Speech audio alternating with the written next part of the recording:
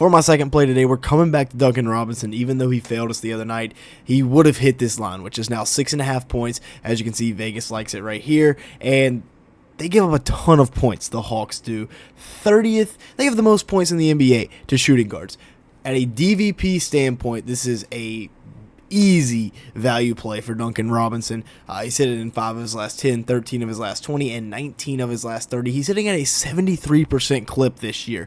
And, it's obvious they trust him in the playoffs. He scored 5 points. He got a good amount of shots as well. He took 6. If you take 6 shots and you're Duncan Robinson, you're probably going to be able to score 6 points, especially if you're taking 5 threes, because he's a 43% three-point shooter on his career. He should be able to score 6.5 points in the minutes that he gets. I like this a lot. The projections like this a ton. If you look at this, the points right here, they got him projected for almost 10, which is +3. I'm taking Duncan Robinson at +6.5. The next line we're going to take here is the rookie. He hasn't hit this against the Heat a single time this year. He is due. He is more than due. He hadn't hit it in his last 2 games either. He's getting the volume.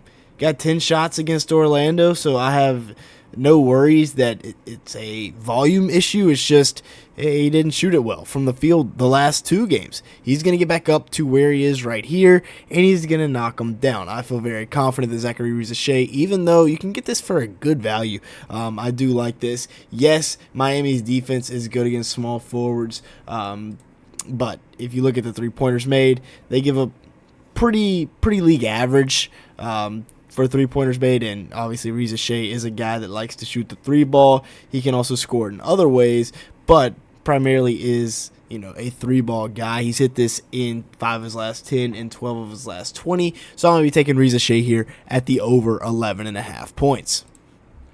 Next up here is Anthony Davis, and even though from a DVP standpoint this looks like it's going to go over because the Grizzlies give up the 4th most points to power forwards and the 7th most points to centers. If you look at his last few games, he has just not hit this line. I'm not sure if it's a volume issue. When you go down here, look at his usage percentage, it looks fine.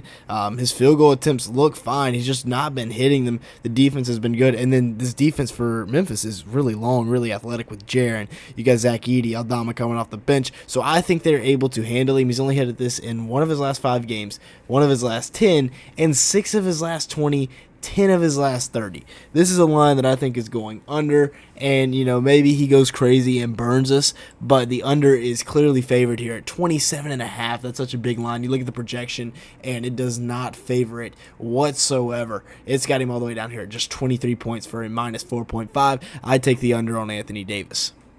Next up is rebounds, and we've got Mo Gaye here for the Atlanta Hawks, and clearly Atlanta trusts him. Yes, in his last 2 games against Orlando, he hasn't been able to hit this line, but he's hitting in his 5 of his last 10, and he's been getting more minutes. That's what I wanted to look at here. Over the last 10 games, except for this game, he must have gotten like foul trouble or something. Over the last 5, he's getting 18 plus, and that is a very good trend, especially getting 26 here in this game against Orlando. Yes, it was a little bit of a blowout, but still, that is a lot of minutes for a guy to be playing in an elimination game. Obviously, they have faith in him. The projections like this as well. They've got him for almost 6.5 rebounds compared to 4.5, which is the actual line. They give up a decent amount of rebounds to power forwards, kind of middle of the pack here. Or excuse me, I was looking at points. They give up a ton of rebounds to power forwards, the 7th most in the NBA. He was just 1 away from being 5 for his last 5 and hit a monster 18 here against Philadelphia. I take the over here on Mo Gaye rebounds. And then next up, we're going to go with Trae Young here. Over his last 5, he's only hitting this in 2 of the 5. They don't give up a ton of rebounds to point guards, but look, this is an elimination game. Trae is going to be playing. He played 39 minutes against Orlando and got ejected. He could have been playing 44 minutes. Whenever this man plays a ton of minutes, he's going to get this rebounds. When you look at this over his last few games, when he hits this line, when he plays 36 or more minutes, he usually hits this. He's hitting at a 60% clip, and when he's playing in 40 or more minutes, he's hitting this in 2 of his last 4. So I definitely take this line. 10 of his last 20, only 14 of his last 30. But if you look at the head-to-head matchup, this is a good matchup for him as well, even though they haven't played since early last season. I'd still take the line here for Trae Young rebounds.